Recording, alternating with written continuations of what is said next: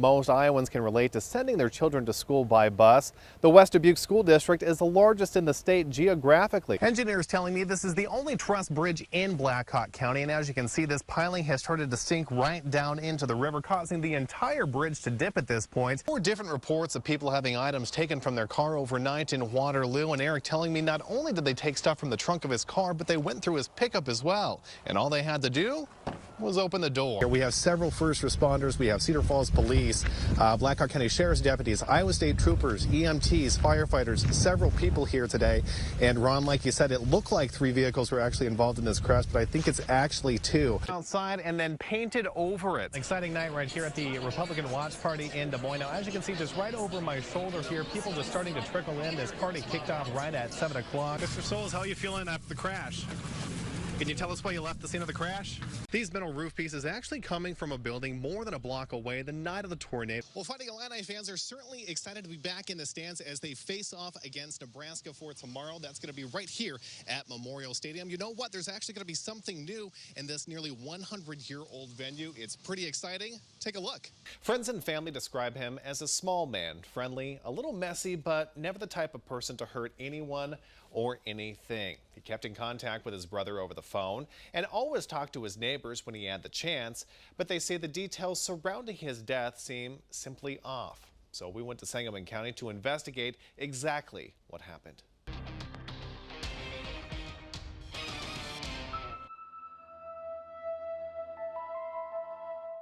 In the village of Curran, everyone knows everyone.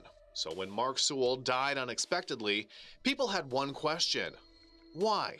The last time I talked to my brother was 9 days before he died, and he got off the phone after minutes. Mike called back saying something just seemed off. And yelped like somebody had, pinched him or done something. It just kind of scared me what was going on with him. Mark's body was found just on the other side of his front door. His faithful dog Buzz was lying right beside him. Now, Mark owned his home, including all of these properties along here, charging about $500 a month for rent. However, when authorities found him, they found no cash, no credit cards, only questions about what really happened. So when I went to the bank to close out his accounts, I noticed that there's charges on the 8th, which is, 6 days after Mark died, and started to question that. It didn't take deputies long to find who was using Mark's card, quickly tracking down Naomi Ushman, once for McDonald's and again for the Quick and Easy. Questions Sangamon County investigators wanted answered. He was a very good friend. He was my neighbor, and I cleaned and took care of him. Naomi also claims she, Mark, Joseph Reeve, and J.N. Campbell signed a will nearly a month and a half before Mark's untimely death. So in the will, it states that my children are to get it divided up at the age of 20. So really, the property isn't to me, it's to my children.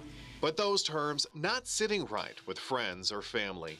It's very unfortunate. There's a lot of questions. Mark's good friend of more than 40 years, Timothy Green, stopping by hours before Mark's body was discovered. And I rang the phone and beat on the door, and Mark didn't answer. Little did I know he was just dead on the other side of the door.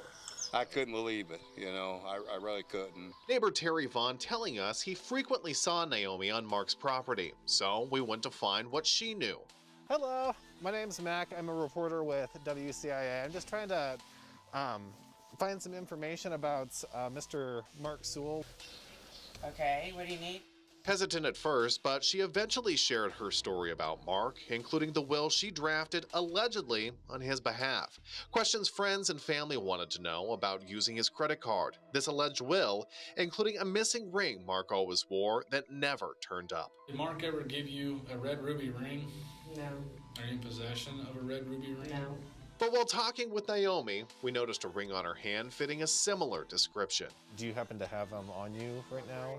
Do you mind if I take a look at it or anything like that? Why? Oh, I'm serve time for take care of the old man. There's no way my brother willingly gave her that ring, and he for the last 20-some years, every time I seen him, he had it on. I mean, he just wore that ring, so that's really hinky to me. That's blaring to me. The county coroner confirming Mark's overdose of fentanyl and hydrocodone, but the details surrounding his death seemingly suspicious. If this is a situation where somebody was involved in, in Mr. Sewell's death, what would you like to happen to them? What do you think should happen, I guess? You mean if somebody killed him? Correct. Yeah, that's ate up. They should probably find out who did that. What do you think should happen to that person if they find out that, They should do whatever time it is that they need to do.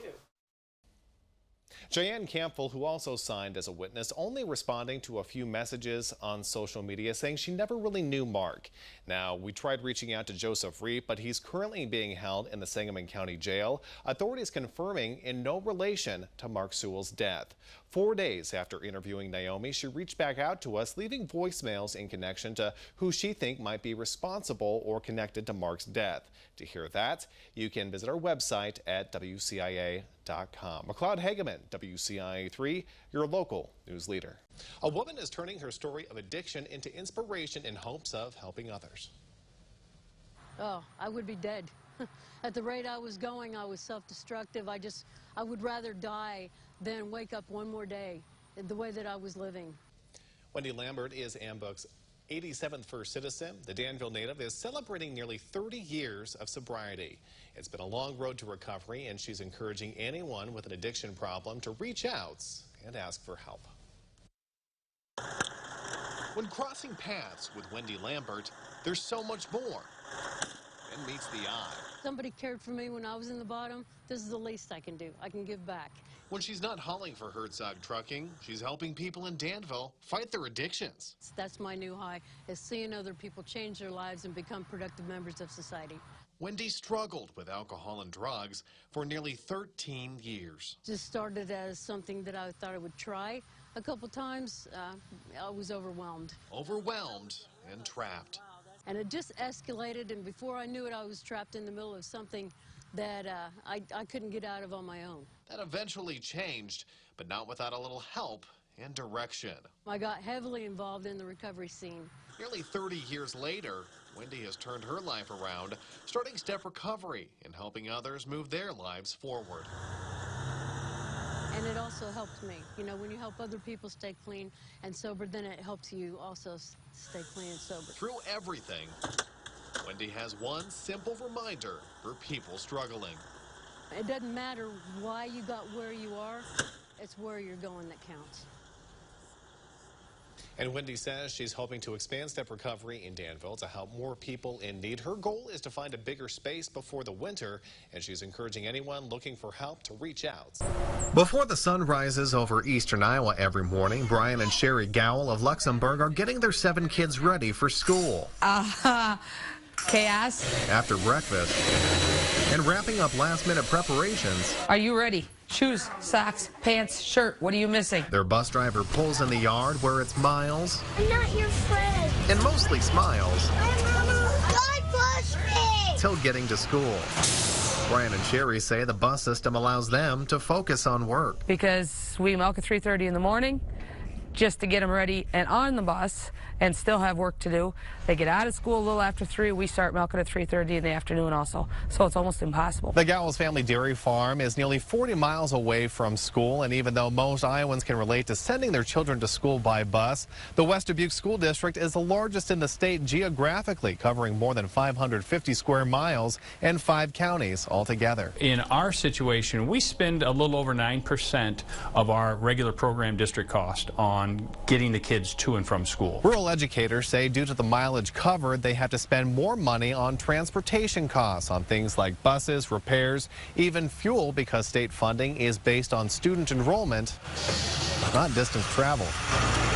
For perspective, the Western Dubuque and Urbandale school districts have nearly the same enrollment, so they get the same money from the state's general fund. That goes for every public school, according to the Iowa Departments of Education. However, their transportation costs are considerably different. The Western Dubuque School District covers 5 counties, where the Urbandale District is only 1, spanning 6 square miles, compared to Western Dubuque's nearly 550 square miles. According to public record, it costs Western Dubuque more than $1,800,000 to get students to and from school, where Urbandale's district comes in at nearly $714,000. That's more than $1 million Western Dubuque District taxpayers are obligated to pay to offset transportation costs. So 9% of our money money goes toward that. Most districts is probably under 5% of that cost, so there's a pretty big difference. Fortunately, Western Dubuque Transportation Supervisor Ernie Balabaugh is always looking to save taxpayers money, whether it's tracking their 43 routes using GPS, purchasing bigger buses to haul students, maintaining their 72 buses at their Farley Transportation Hub, even managing daily transfers where students get off one bus and on another, like the Gow children do daily. It does save us a lot of time. It saves us a lot of driving the same roads. We can do it with fewer drivers, which all help us keep our costs down. That's one piece of it. The other piece of it is when there's road construction or weather that impede our progress in a district this size, we may have some significant snowfall in one corner of the district and the other corner of the district isn't, and we have to make decisions based on all routes based on what the weather is like in maybe only one part of the district. Despite higher costs, rural families like the Gals say driving their children to school every day would be nearly impossible. Oh, a lot of extra work. A lot of time on the road. And to be honest with you, I don't know how we get it done. And semi-retired drivers like Dennis Dewey say the routes give them the opportunity to work part-time. My day starts that I say a prayer that all bus drivers, wherever they may be, get their children safely to school and safe home at the end of the day.